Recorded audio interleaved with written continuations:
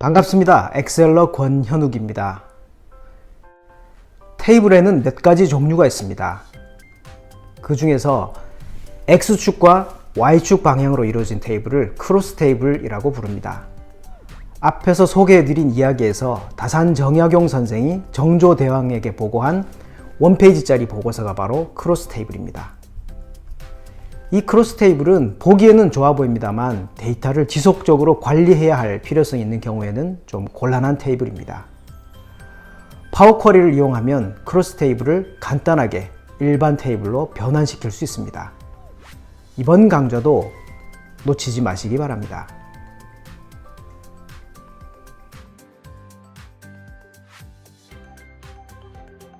이번 시간에는 다산 정약용 선생보다 능력자가 될 수 있는 방법에 대해 살펴보겠습니다. 앞에서 살펴본 사례에서 정약용은 4번의 작업 지시를 내린 것으로 가정했습니다. 이 중에서 1차와 2차 작업 지시는 실제 서류를 분류한 작업이었습니다. 그리고 3차와 4차 작업 지시가 문서 작성 작업에 해당된다고 할 수 있겠습니다. 다산 정약용이 아전들에게 내렸던 3차 작업 지시의 결과물은 아마도 이런 형태였을 겁니다. 각 고을별로 그리고 차수별로 어떤 나무를 몇 그루 심었는지를 8장의 표로 만들어서 나누어 주었다고 되어 있습니다. 보시는 것처럼 수원, 광주, 용인 이렇게 해서 각 고을별로 집계표를 만들었을 겁니다. 물론 그때는 각 고을별로 한 장씩의 종이를 나눠 주었다고 되어 있습니다만 여건상 하나의 시트에 통합을 해 두었습니다. 이해가 되시죠? 그리고 4차 작업 지시에서 아마도 정약용 선생이 정조에게 보고한 원페이지 보고서는 이 4차 최종 시트와 같은 형태이지 않을까 생각해 봅니다. 그런데 만약에 정조가 지금 보시는 것과 같은 고을별 차수별 자료가 아니라 나무 종류별로 차수별로 보자 라고 했다거나 혹은 고을별로 나무 수종별로 자료를 보고 싶다 라고 했다면 정약용 선생은 어떻게 대처를 했을까요? 천하의 정약용 선생이라도 그 자리에서는 해결이 되지가 않았을 겁니다. 돌아와서 아전들에게 새롭게 작업 지시를 여러 차례 다시 내릴 수밖에 없었을 겁니다. 실무에서 사용되는 테이블을 분류를 해보면 크게 3가지 정도로 분류를 할 수 있습니다.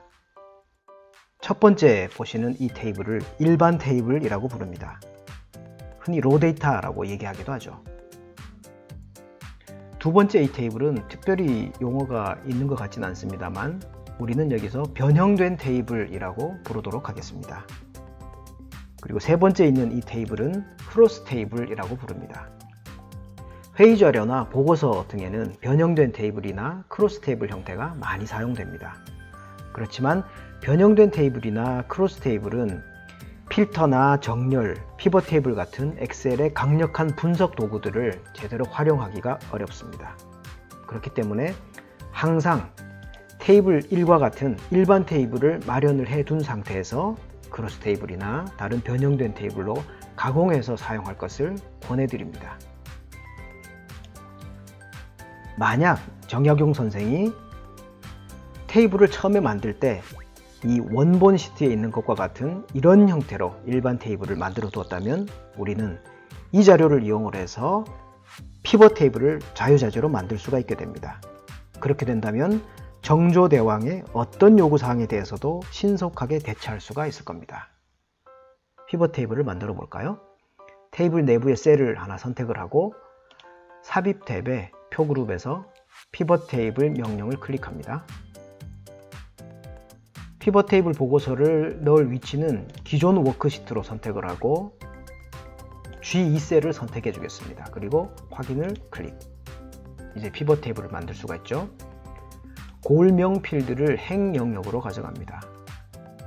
그리고 차수 필드를 열 영역으로 가져가고 식수 수량 필드를 값 영역으로 가져갑니다. 그러면 어떻게 됐나요? 다산 정약용이 최종 보고를 했던 이 크로스 테이블과 같은 형태죠. 이런 크로스 테이블을 몇 번의 키 조작만으로 만들 수가 있게 된 겁니다.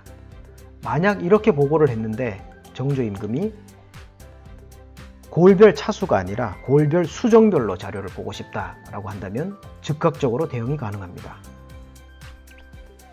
차수 대신에 수종 필드를 열 영역으로 가져가면 되죠. 그렇죠? 각 고을별로 어떤 나무를 몇 그루 심었는지를 한눈에 알 수가 있게 됩니다.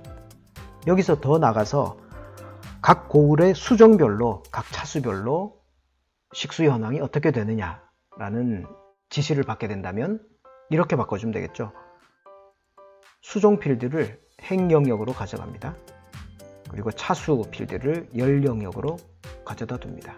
그러면 두세 번의 클릭만으로 각 고을에 어떤 종류들을 차수별로 몇 그루를 심었는지를 한눈에 알 수가 있게 되는 거죠. 그렇죠?